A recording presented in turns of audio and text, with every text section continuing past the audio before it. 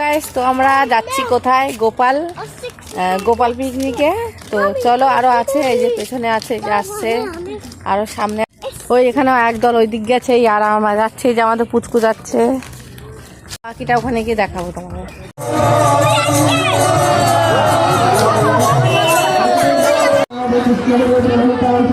এখানে সব গোপাল ভোজন দিয়েছে, দেখো বন্ধুরা।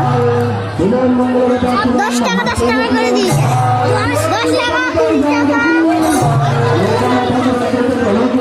10 আর 20 টাকা 30-40 টাকা দাম। ওই দেখ দেবে দেয় আর 80 টাকা যেখানে আছে সেখানে